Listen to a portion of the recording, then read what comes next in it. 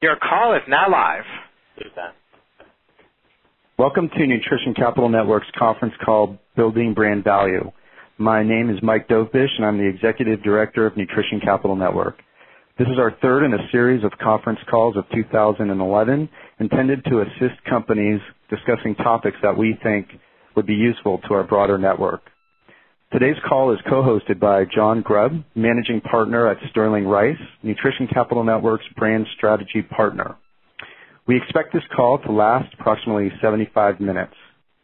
On today's call, I'll be joined by my colleagues and co-founders of Nutrition Capital Network, Grant Ferrier and Steve Allen, along with John Grubb and Rick Sterling of Sterling Rice, David Thibodeau of Partnership Capital Growth Investors, and Peter Vitulli of DNA Diagnostics Center. At the conclusion of this presentation, we will open up the floor to Q&A. I have already received a few questions via email and encourage you to continue to email me questions, or you will have the opportunity to ask them at the end of the presentation. At that time, the moderator will give instructions on how to do so. Before we begin with the presentation, I wanted to say a few words about Nutrition Capital Network. So turning to slide 3, the mission of Nutrition Capital Network is to help facilitate the financing and partnering process between the next generation of health, wellness, and nutrition companies and the broader investment community. We do this by creating a series of events and tools throughout the year with our two main investor meetings each year, one on the East Coast in the spring and one on the West Coast in the fall. The call this morning is a third in a series of conference calls for 2011. Our first call, Building a Winning Team, was held in February, followed by Bringing Supplements, Medical Foods, and Pharmaceutical Drugs to Market in May. And we anticipate another conference call in the fourth quarter of 2011. If you'd like to listen to those previous calls and weren't on to attend, you can find them on our website. Turning to slide 5, you will see our focus, which spans a wide range of categories within health and wellness, ranging from natural personal care to supplements, organic and functional foods, to enabling technologies and retail and distribution.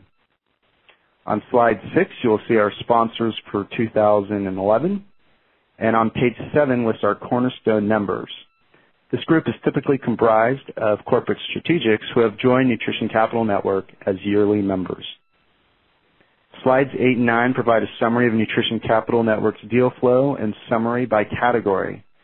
I won't go into too much detail, but wanted to point out that through NCN 4, 48% of the companies selected have secured funding, and through NCN 6, 37% of companies that were selected to present have secured funding either directly or indirectly as a result of their inclusion in NCN.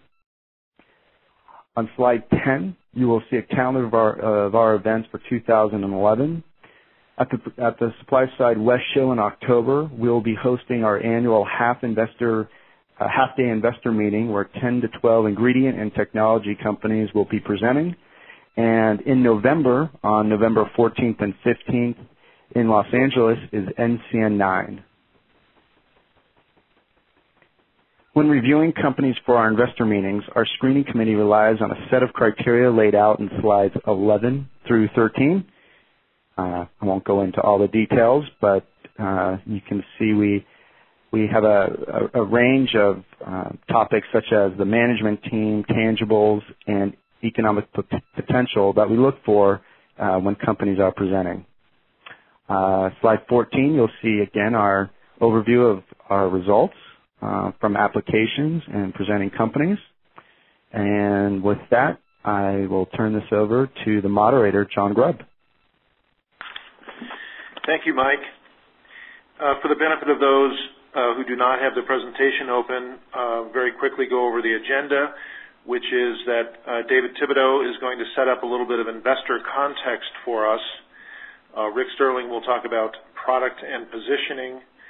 Peter Vitulli will speak to channel strategy, and then I will talk a little bit about in-market voice. And we're going to move through this pretty briskly to ensure that we have plenty of time to address questions and have a discussion. So So first let me introduce David Thibodeau. He's probably familiar to many or most of you. He's a very seasoned professional, 25-plus years in the health and wellness space in corporate finance and now in the private equity world, and has firsthand experience with some really important transactions in the nutrition industry, and hopefully we'll highlight some of those in the conversation today. So turn it to David Thibodeau. Thank you, John, and thank you, everybody at NCN, for inviting me to participate in this panel. My slides, for those of you who have the deck open, begin on page 20, and you don't necessarily have to have it open to kind of follow along with me, but if you do, I'll just reference the pages so you know where I am. Overall, the health and wellness market in the last 25 years has really grown up and matured, kind of on one hand, and on the other hand, it's still relatively small. So if we look at it over the last 25 years, we've had a consistent history of growth, and the industry is growing really through both upturns and downturns, and most importantly the downturns where we do take a hit or the industry takes a hit, but it still continues to grow, which actually really bodes well for those of you who are in this sector or are considering going into it. Innovation is a lot of what drives this from the corporate side. Most of innovation comes from small companies, and they have access to the early adopters in terms of consumers, which John, I think, and Rick will get into a little bit later. And then experienced sector entrepreneurs who were some of the early players in the 70s, 80s, and 90s are coming back to do it again. Guys like Steve Demos, Peter Vitulli, who we'll hear about in a minute, Gary Hirschberg, Seth Goldman, all have successfully sold their companies and are going back and starting new companies or becoming active funders of companies. And then kind of as it relates to what we're talking about today in brands, the market itself, whether it's public markets or private or through the M&A activity, really reward brands and strong with strong exit multiples. And we've seen that time after time. And there's some blockbuster transactions out there like Vitamin Water, which sold for 4 times revenues, and Burt's Bees, which sold for 5.6 times revenues. Other ones that, a little bit smaller, Bare Naked, somewhere around 1.2 times revenues, great brand, but it was a little bit smaller. And then a couple of others out there, but we generally see kind of 1 to 3 times revenue multiples on good branded companies. So the outliers are nice, but we need to be thinking about that 1 to 3 times. As I mentioned, I think although we're mature, we still have a lot of growth ahead, and the penetration of health and wellness is very low. MBJ did a really extensive survey that they presented last year at Expo West and again at the MBJ conference, suggesting that the consumer awareness and adoption of health and wellness is only about 4% of the population, which leaves a huge swath of the population yet to buy into the space, which we believe will have to happen because it is really the solution to reducing healthcare costs. Private equity has become very, very significant in this sector over the last several years. And in fact, I like to say they've become the de facto public market because just the lack of ability to access the public market unless you're very, very large. And we'll talk about that in a minute. And then, of course, the consumer packaged good companies are looking for long-term engines of growth. So they're looking for attractive ways to hit on the health and wellness theory and also buy into it through acquisitions of smaller, strong, growing brands. So let's talk about the role of strong brands in enterprise valuation. That would be 21. I've put together a little chart on slide 21 that kind of shows the relationship of valuation against time, as well as the kind of financing or liquidity options that are available to companies and stakeholders of those companies over that period of time. You can see there's kind of four categories, what we call friends and family, angel venture, private equity, and public markets. So as you start to go up that curve, and as private equity and public market, as you become attractive to those two categories, strong brands really do drive additional value in that. And so as you're thinking about your company, you want to really think about, how do I really develop a brand that is going to be able to drive exit value or valuation if I'm trying to raise additional capital. Slide 22. What I want to hit on there is the public markets, and I mentioned it earlier that private equity has become the de facto public market. But for some of the very large players, the public market is still open, and in fact, rewarding these companies pretty aggressively for their performance as well as their brands. And if you look at recent IPOs in Vitamin Shoppe and GNC, both of those stocks today are trading close to their 52-week high. Vitamin Shoppe's about 87% of its 52-week high, and GNC is about 90%. And that's pretty incredible given what's happened in the market over the last several weeks. So we see that these companies in the public market are really, really looking for larger cap companies that they feel that they have that have strength and a good brand proposition, and that are plowing through times like today. Today's news on Best Buy, or yesterday's news on Best Buy, really highlights the difference between the haves and the have-nots, and I believe our industry is in the haves side of that equation. And then on the public market M&A side, we've seen DSM purchase Martech a year ago, and the activity that we see there in terms of what they're talking about in the markets is really incredible, really playing up the nutrition story. So we see this accelerating and driving valuations. Slide 23. This is a slide taken from my good friends at Canaccord, where I used to be. This is one that Scott presented over at the MBJ conference, and it actually, some really interesting stats. The correlation between valuation and market cap in the supplement sector. And he states that the 5 largest market cap stocks in the Healthy Living Index are up some 66% versus the total index performance of 12%. And the 10 largest market cap stocks in his area in the Healthy Living Index are up some 49% versus total index performance of 12%.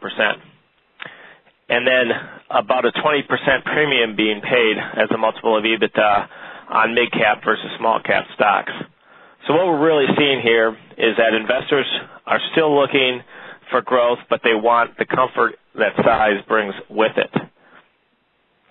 We've also seen some pretty aggressive M&A activity if you turn to page 24. And the real big deals are back. We've seen a lot of big deals in MBTY, BAS acquiring Cognis, DuPont, Danisco, private equity player TA Associates. We've seen big pharma start to play in this space with some international acquisitions. The most recent one, the Sanofi Aventis acquisition in India of a nutrition company. So we're really seeing a lot of activity. We don't see it slowing down even in this turbulent economic time we're in. Slide 25 shows some various M&A valuations kind of in the supplement space, and we're using that as a bit of a proxy. But the median and mean are around the same at about 2.2. So your average times revenue multiple, that's a pretty good multiple. And then we're seeing on the EBITDA multiple about 13 times. So let me just finish up on slide 26, which is using Peter's former company, AmeriFit Nutrition, as a really good case study. And if we map that alongside of that chart I had on 21, where we're showing the valuation over time, we see the exact same. We can overlay this perfectly to what's happened since 1998 with AmeriFit. In 1998, AmeriFit merged with Medical Foods. AmeriFit was a much larger company. Medical Foods was very, very small. It was funded with biotech venture capital money at a valuation of about $10 million.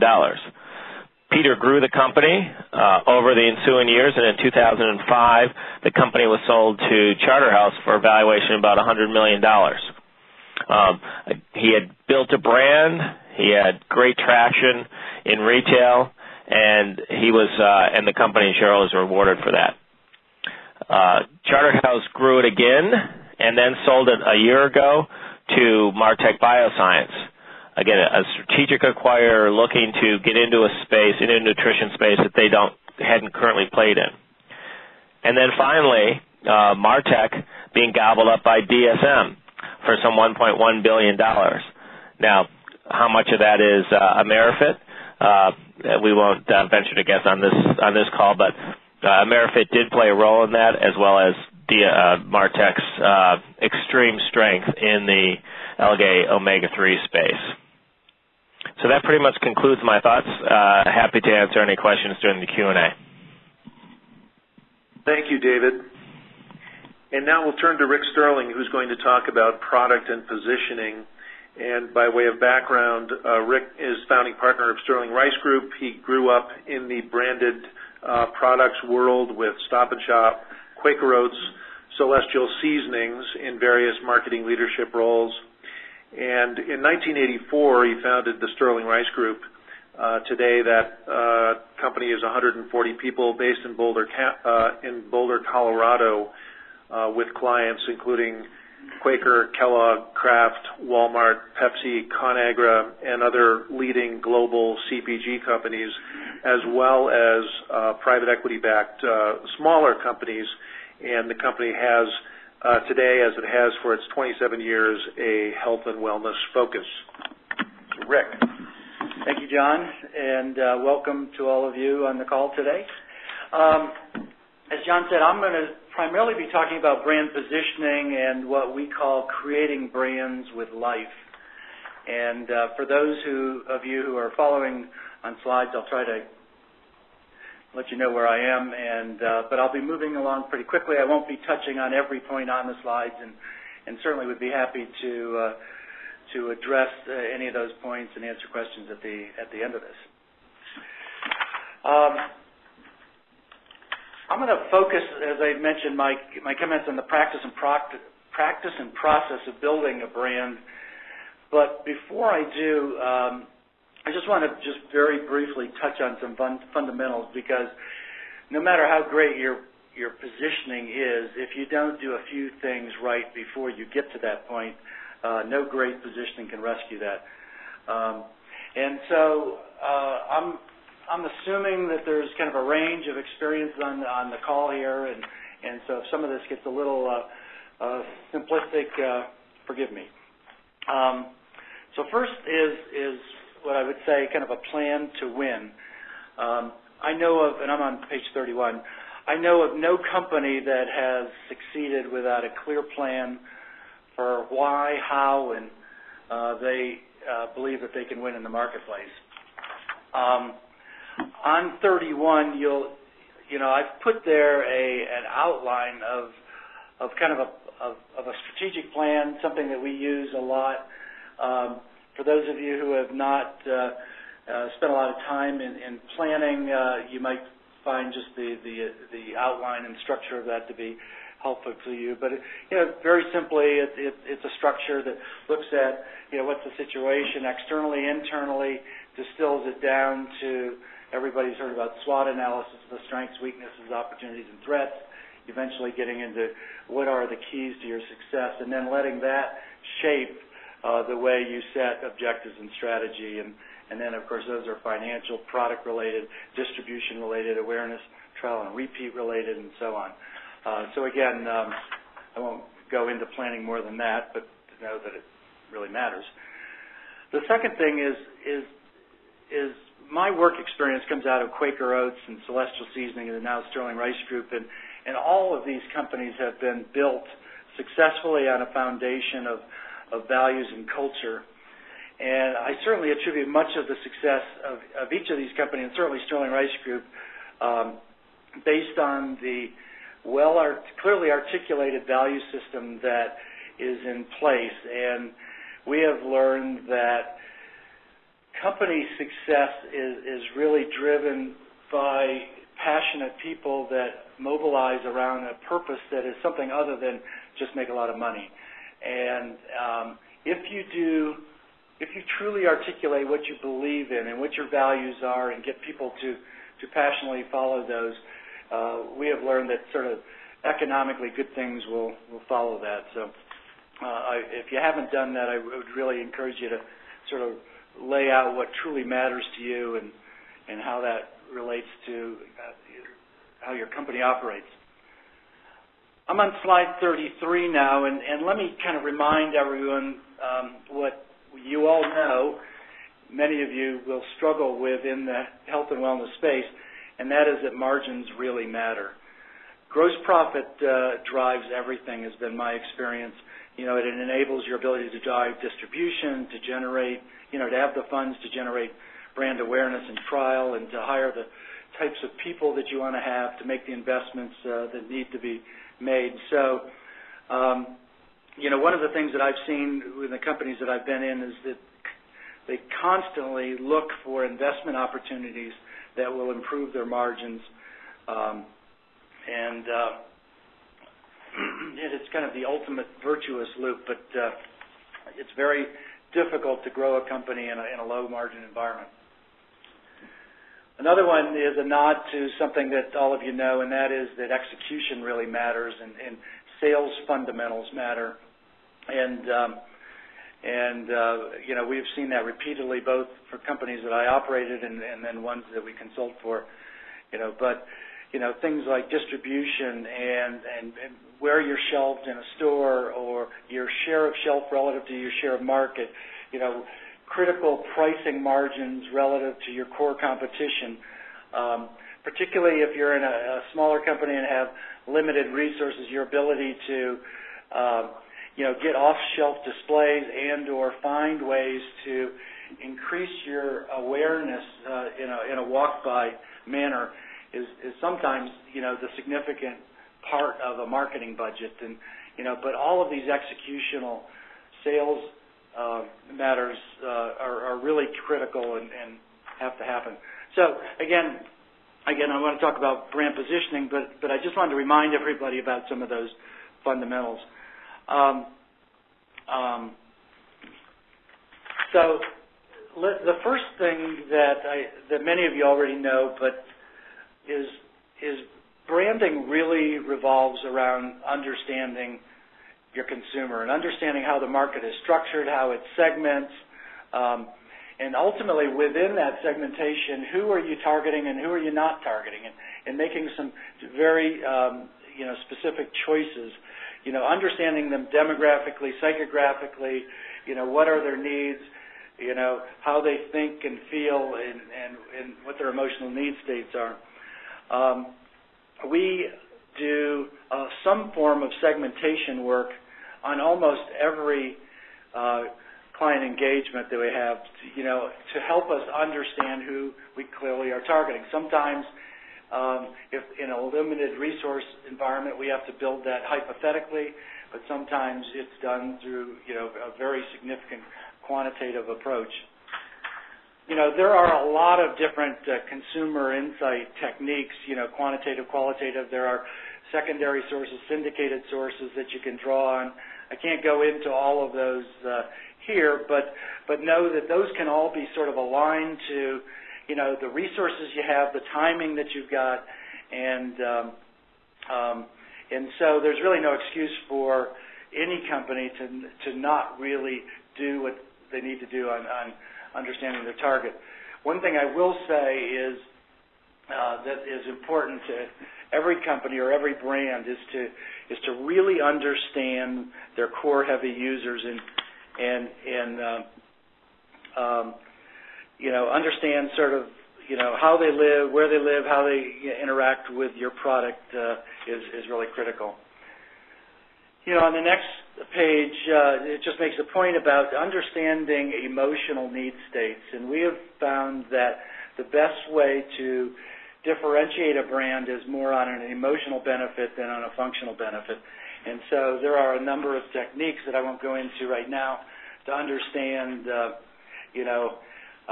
what are the fundamental human values that people have and what are their emotional need states as it relates to a brand.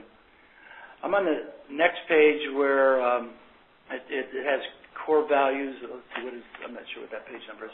But, and it's important to remember that a brand is essentially a promise about a unique benefit that consumers associate with your brand. And, so marketing is the proactive process of getting your targets to make that association that you want them to have with your brand. So understanding brand equities is really critical. And again, those are the associations, both positive and negative, that consumers make with your brand. We typically understand those through qualitative techniques. We have a model that we use that really kind of organizes those into functional, intellectual, and emotional attributes and features. And that is just a technique that we have for really kind of understanding what matters. And again, based on what I said before, we are always looking for a unique emotional benefit that a brand can own that is typically supported by a functional benefit. On the next page, you'll see what is a pretty standard positioning construct that really kind of helps you organize your thinking. And it basically is 4 elements. There's the target audience, who is your passionate core user, defining them in every possible way. What's your frame of reference? Who are you competing with? Who are you comparing yourself to? Typically, who do you substitute for if they're using you? What are they not using? Then what is the distinct emotive benefit of your brand? What's the differentiating benefit? And then finally, what is the reason a consumer should believe that? If you follow that outline, that'll typically help you sort of get your thinking straight on positioning. On the next page, there's just a couple. We do a lot of this. There's one that is some work that we did some time ago, and is now in a lot of the college textbooks, and that is DiGiorno. And it's a good example of frame of reference and how that matters. And when we were working with DiGiorno, they had developed a new technology, but it was expensive, and they were frustrated over they didn't know how to sell essentially a $5 pizza in a $2 world. And after doing our research, we found that there was a need state that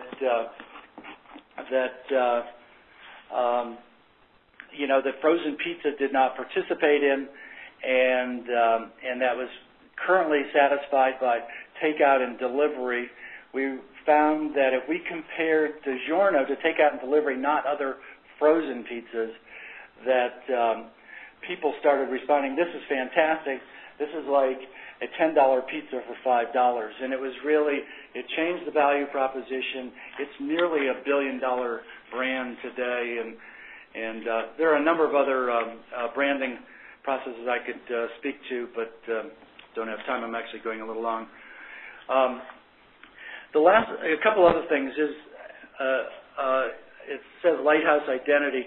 When you are, particularly if you're a smaller, a challenger brand, looking for a lighthouse visual identity is really critical, and having that connect to your brand positioning.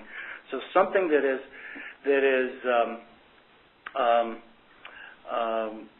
very distinct, very memorable, can be seen easily and remembered easily is really one of the crucial parts of successful marketing. I'm going to skip over the last point, but I'll just make it about, it says life's moments, and if you think about trying to develop a relationship with a brand, And, finding ways for small personal interactions between your user and your brand is really one of the critical ways to, sustain your relationship. I give an example of one that we did for Cascadian Farm, but I won't go into that now because I know I'm going along. So I'll thank you, and I'll turn it back to John. Thank you, Rick. We're now going to turn to Peter Vitulli, and let me say a couple of words about his career. Peter spent 16 years at Quaker Oats, ending up as president of Gatorade, arguably the largest functional brand in the world. He has been CEO of another beverage business, medical food business, supplement business, personal genomics business, each of those, I believe, private equity led. So he has the big company experience and the entrepreneurial bootstrap experience. And Peter is currently CEO of DNA Diagnostics Center, which is the leading DNA testing company in the world. Peter. Thank you, John, and hi, everybody. The good news illustrated on slide 44 is that there are several viable channels to market nutritional products, but each, not surprisingly, is fraught with some significant challenges. And I'd like to go through just a few of them. Clearly, in some channels, the cost of obtaining distribution can be really high. Each account at retail has specific weekly or monthly velocity minimums that you have to hit if you're going to stay in. In retail channels, there are various participants throughout the whole selling chain that need certain margins to participate, and that oftentimes puts intense profitability pressure on manufacturers. But that can at times make the direct-to-consumer channels more attractive. And of course, you can't just secure the distribution. You got to have an aggressive plan to support it at retail, or you're going to be out, and you're going to be out pretty darn quickly.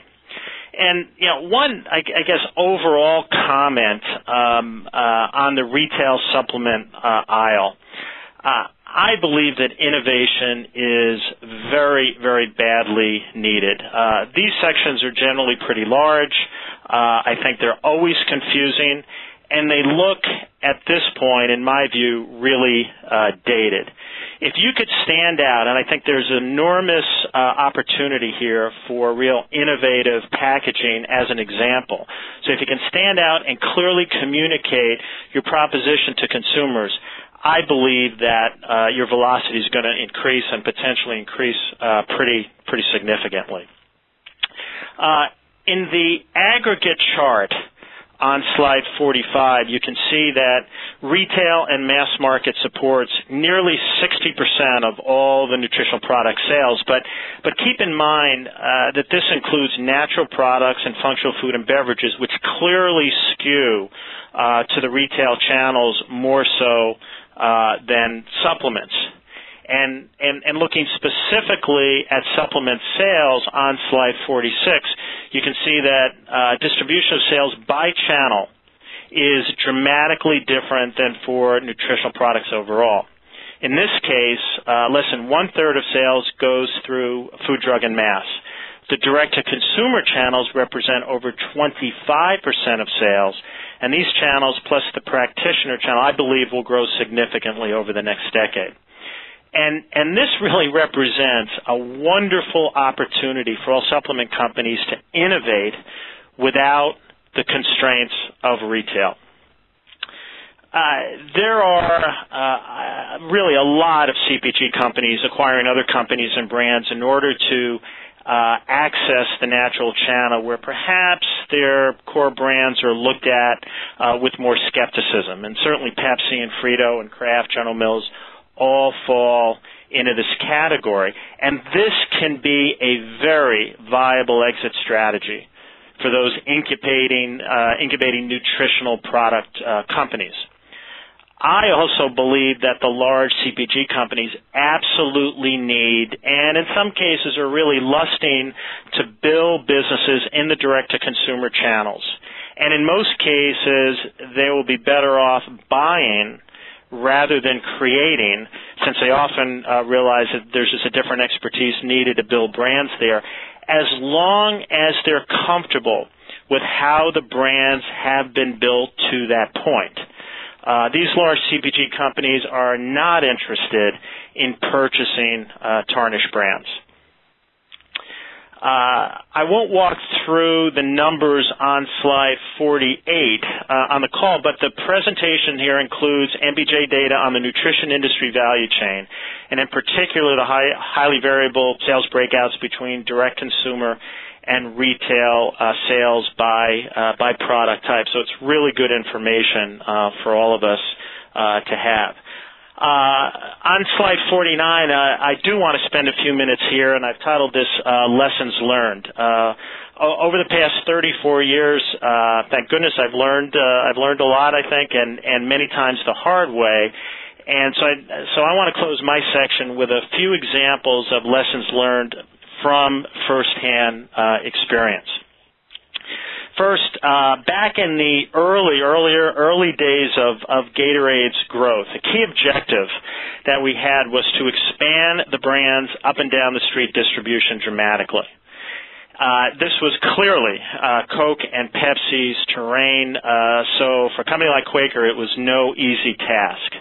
We were successful by building, and this echoes things that Rick was just saying, by building a strong brand with a very clear identity as the world's best thirst quencher. We introduced innovative packaging that was functionally relevant for consumers in this channel at the point of thirst. We clearly were willing to invest. We had to do that. And we realized also very clearly we had to hire, and we did hire, experienced people who knew a lot more about this channel, certainly at that point in time, than we did at Quaker. So that was successful for us.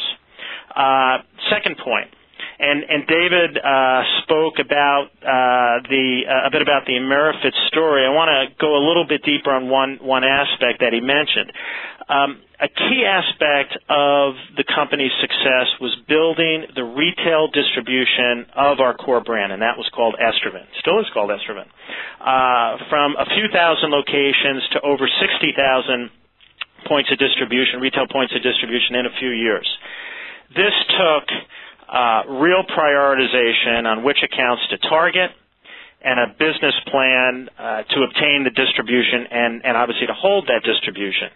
So that was the first piece. Secondly, we realized that our path to success on Estroven was through food, drug, and mass, and therefore we accepted, reluctantly, but we had to accept a smaller role in health food stores. We had to prioritize and accept that we simply couldn't be really, really effective and viable in both channels. Third, we worked really hard on our systems so that when we obtained distribution, let's take Walmart as the example because not surprisingly Walmart became our largest customer, we were close to flawless in our execution. And this really helped build a very positive relationship with Walmart. And with Costco, which ultimately became our number two customer, we waited. We waited until Estroven was established and before we secured distribution there. We probably could have gotten in much earlier, but we felt we just weren't ready, and therefore we risked, by going too early, we risked hitting or ideally exceeding their weekly minimum sales. And literally when we went into Costco, within 1 year, we went from 0 sales to being our number two customer behind Walmart. So that was really, it took patience, but it was really a smart thing for us to do. Kind of third lesson learned, the practitioner market is potentially attractive to a lot of companies. And I think, as I mentioned, it's going to grow significantly in the decade to come, but it is really challenging. At my old company, Siona, we attempted to penetrate this channel, and we were not successful. Our product was an innovative personal genetics test that provided health and wellness guidance based on a person's diet, lifestyle, and genetic profile. The science, clearly early, but we believe pretty solid for the limited claims that we were making. We struggled up front with the practitioner economics, but I think we finally got that right. But we did an ineffective job of creating a viable way for them, the practitioners, to incorporate our test into their existing protocol. So we ended the test and unfortunately abandoned the channel. And my final point on the regulatory environment, and again, this relates back to Ciona also. I spent, along with my Chief Science Officer, an enormous, and that's an understatement, amount of time with both FDA and FTC as they were, and looking at where things are today, unfortunately, they still are trying to figure out how to effectively regulate the genetic testing industry, especially the direct-to-consumer piece, which they really hate. Our goal was clearly not to fight, but to work openly with them to help them move forward and find viable solutions, not just for our business, but really for our entire industry, our section of the industry, the direct-to-consumer genetic testing piece. So my advice to everybody, although it's different, there are, again, I think some lessons learned. Always do what's right for the consumer. Never, ever, ever overpromise on your claims, because if you do, you're clearly going to underdeliver. Always be absolutely transparent. Never try to hide, because if you do, I guarantee you they will find you. So those are some lessons learned from my experience over the years. John, I'm done. Thanks very much, Peter. An immense amount of experience and valuable lessons in 10 minutes. To wrap up the presentation portion, I'm going to talk about in-market voice and just give you a couple of words on my background, 30 years of business experience, roughly halfly in strategy consulting and the other half in executive marketing roles in retail, manufacturing, and food processing. My experience and passion really centered around natural, organic, and functional food and beverages with a lot of experience in medical foods and branded functional ingredients. So on page 51, cost-effectively developing market reach can be a really challenge, especially for early-stage companies on limited budgets. Larger scale companies have sometimes tremendous marketing advantage and pricing power, particularly with more traditional media. But the power of an authentic brand voice is terribly important, and what we do when we work with smaller companies is help them figure out how to outwit and or outmaneuver their larger competitors. And it actually is in many cases not that difficult to do, because the virtues of scale also have sort of a shadow side, particularly with inability to respond quickly in the marketplace. So there are distinct advantages to emerging companies and in the intimacy of their relationship with their core users and the authenticity of their stories, both of which are very, very important and increasingly important to consumers. A lot of large CPG marketers have yet to really adapt to the realities of the digital marketplace and are still living in a world where they're trying to broadcast a one-way message rather than having a conversation with their consumers. On 52, this graphic is on share of voice. This is some version of a model that I think originally Forrester Research developed, and it distinguishes between paid media, which is really talking to strangers, owned media, which is really more focused on customers that you have, and earned media, which can have an even more powerful benefit in speaking to fans or brand advocates. The paid media include TV, radio, print, outdoor, and in the digital space, banners, AdWords, and SEM. Owned media includes website content, your packaging on shelf, importantly, and in the retail sense, there are actual stores, or in Odwala's case, in the early days, their entire share of voice was really their rolling billboards, their distribution fleet. Earned media, terribly powerful public relations, links, endorsements, testimonials, and powerfully peer-to-peer endorsement, probably the most powerful of all. So where to place your marketing and sales support bets is highly variable and highly dependent on knowing your target customer and your channel strategy.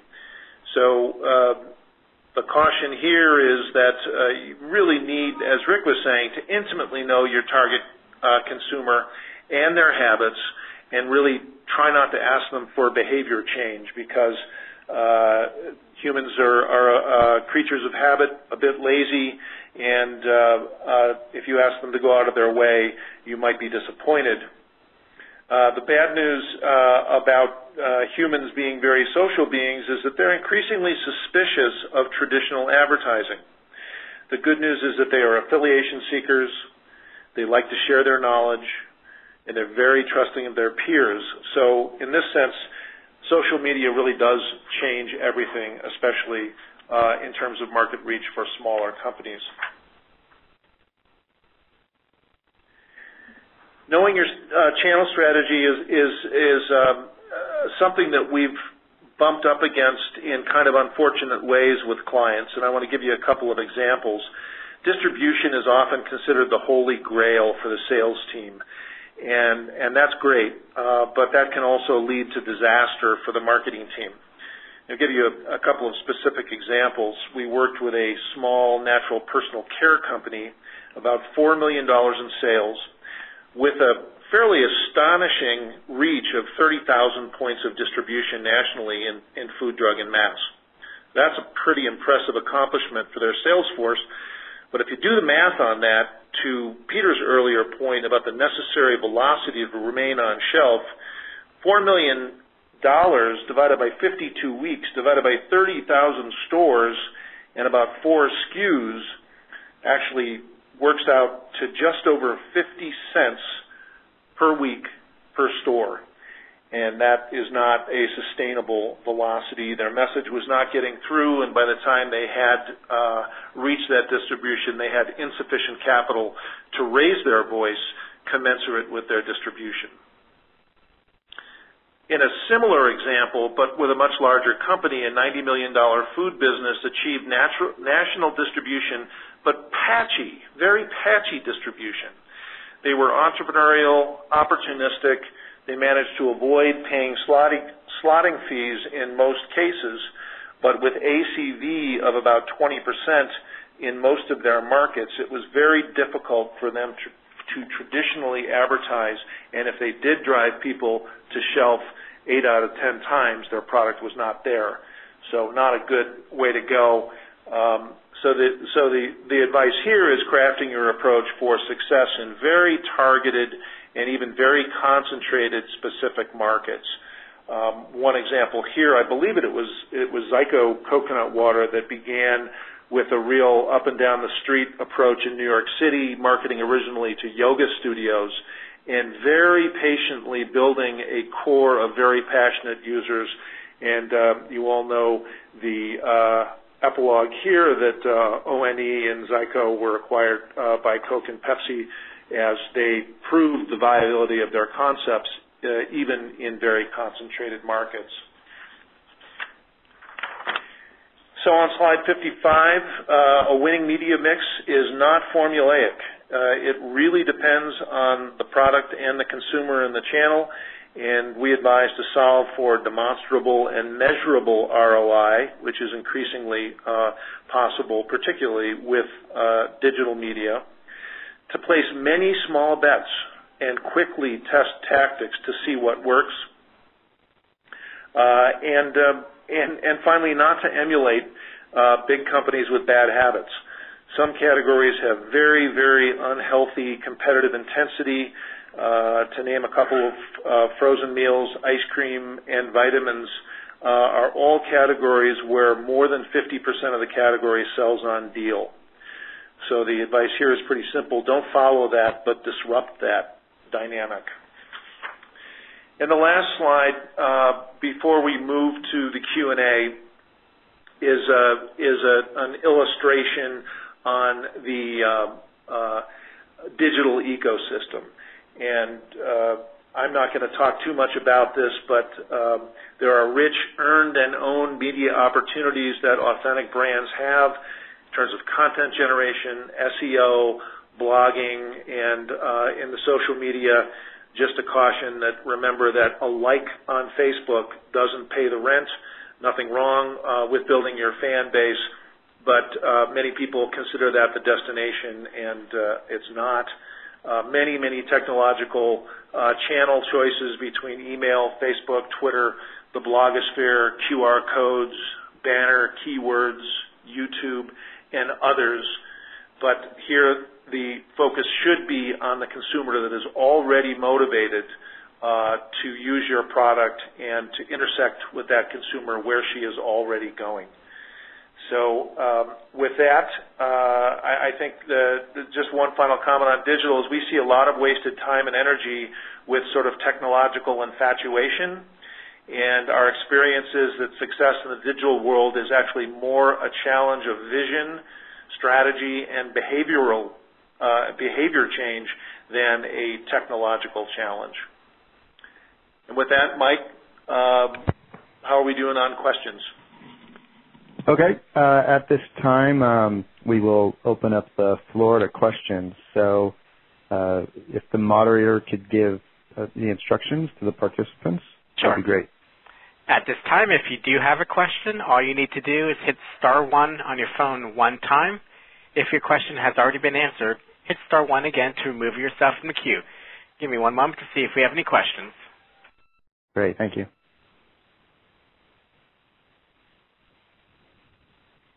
We do. Hold on one moment while we get their name.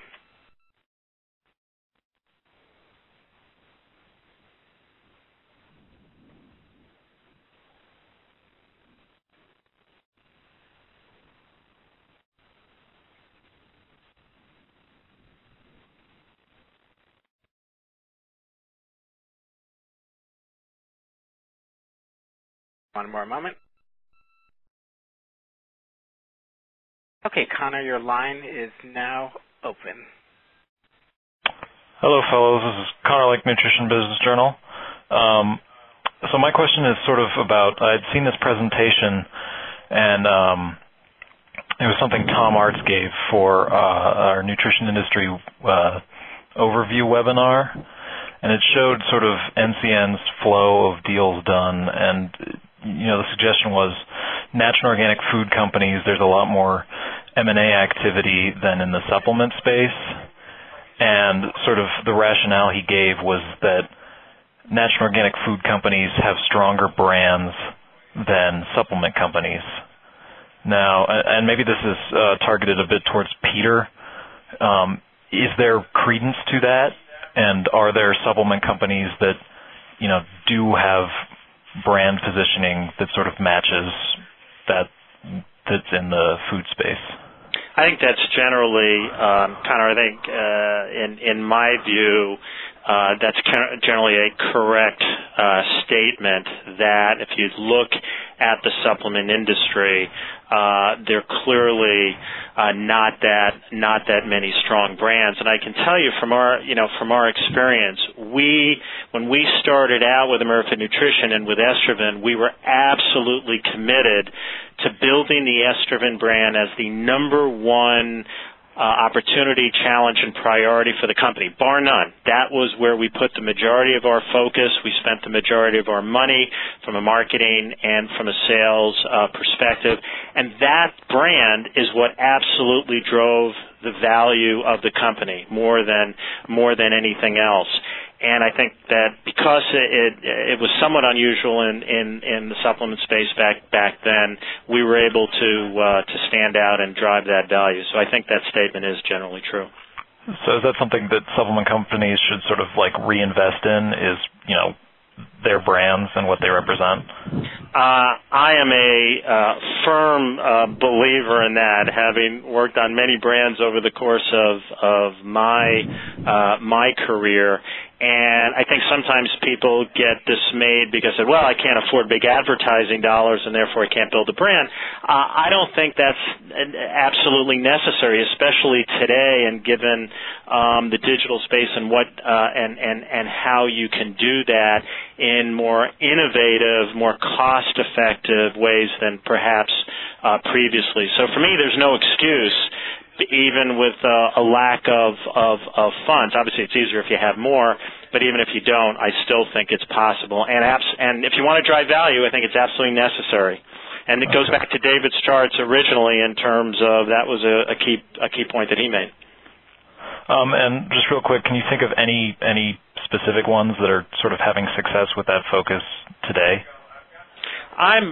Guys, I'm somewhat removed from the marketplace today, so I may not be the best person to ask in terms of exactly what's going on today. David, John?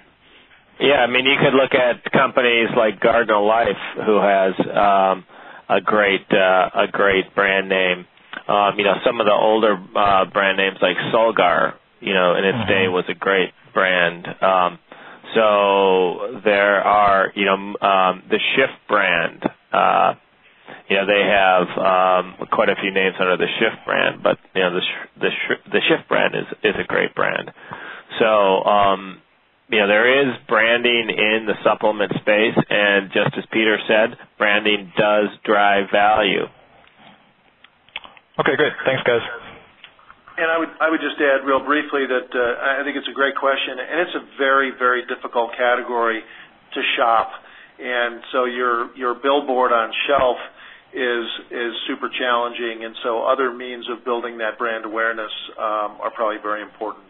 I think retail brands are going to, develop credibility based on the relationship. So, Whole Foods can have their own brand simply because people trust Whole Foods. Okay, great. Thank you. Okay, we're going to move on to our next question. Is from Keith. Your line is open.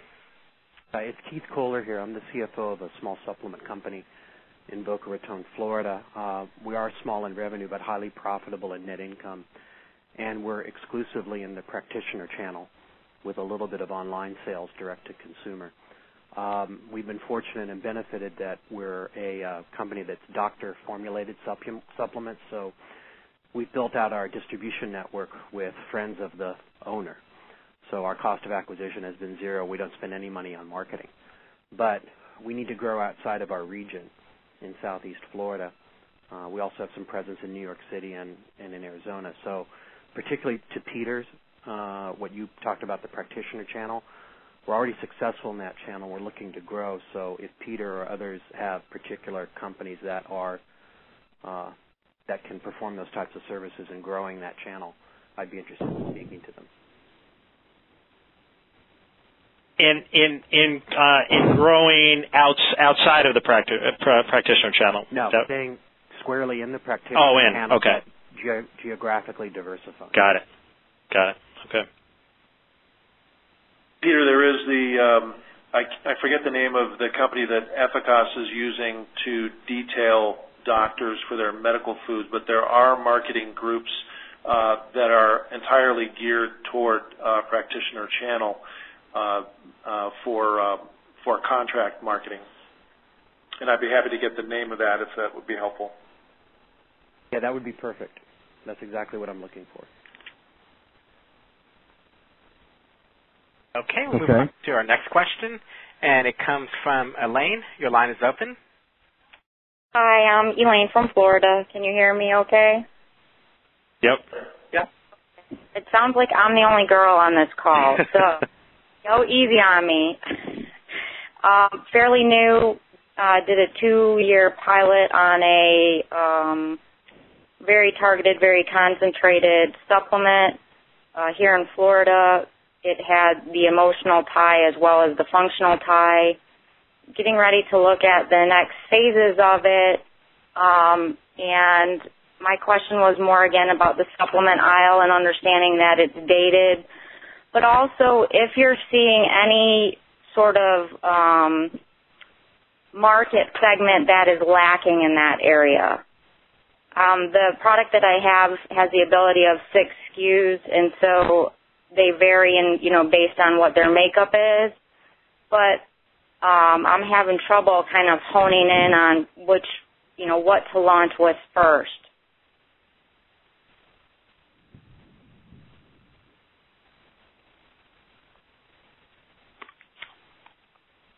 It's hard to know without knowing the specifics of the SKUs, but a simplistic answer would be the intersection of the largest need state that your SKUs address with the least competitive intensity.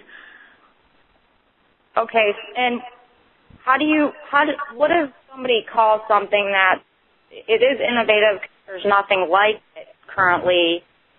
Is that a new placement? How do you put that in when you're working through your strategy? Well, that can be a wonderful story for the trade, because what the retailers care about is driving traffic to the stores and an incremental sale that they wouldn't otherwise get.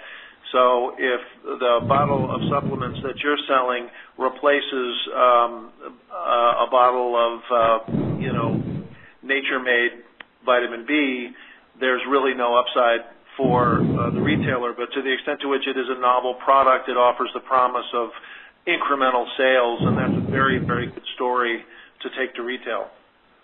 So I am a registered dietitian and a nutritionist, 20 years in the business, and the first 10 years of my career I was in the hospital setting, and I used a formula or used a product that was basically only available in hospital settings.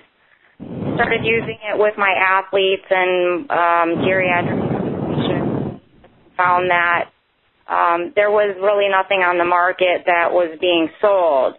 And so that's where I'm trying to figure out, I want to go the baby boomers, do I want to go sports nutrition, because the ability to take it wherever it's marketed will likely take off. One of the things. Okay.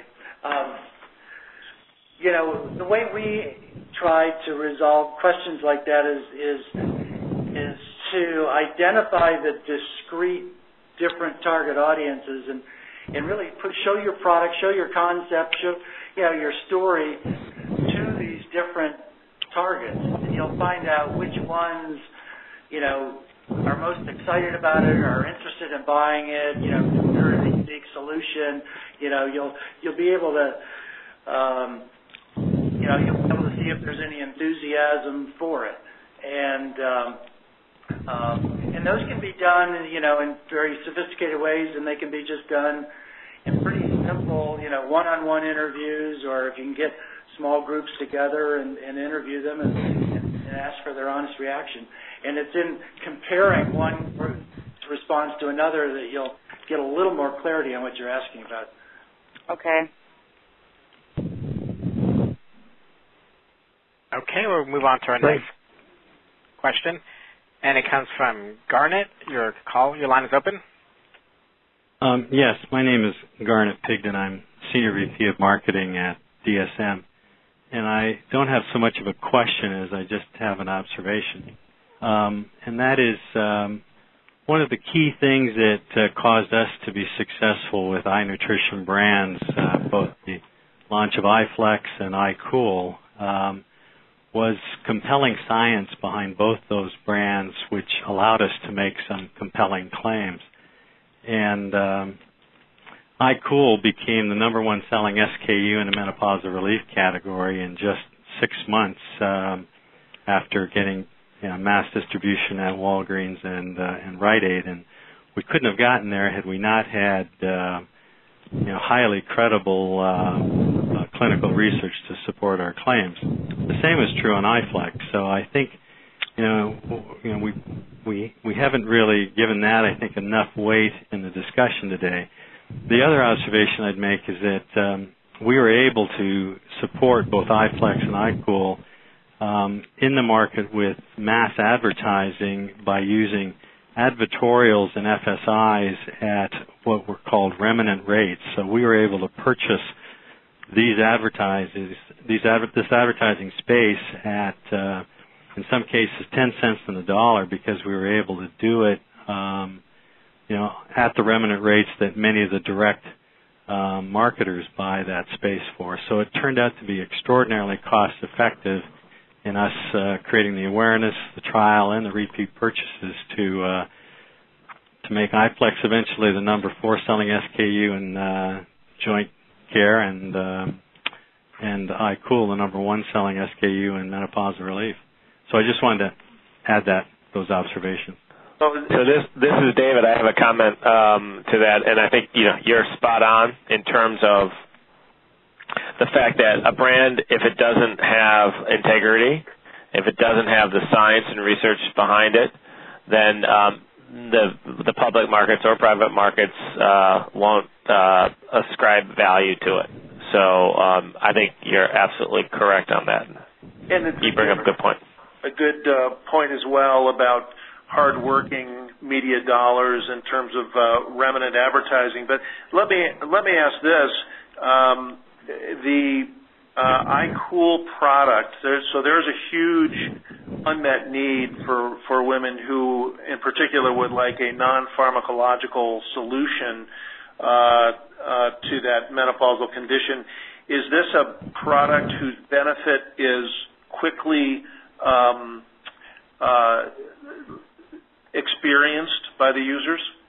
Yes. In fact, our clinical studies show that 85% of women experiencing menopausal symptoms experienced relief in less than 3 weeks. So it's a very fast active, and it doesn't use soy isoflavones. It uses genistein, which is a synthetic product, and so it's probably more bioavailable, but we don't have specific data that would suggest that.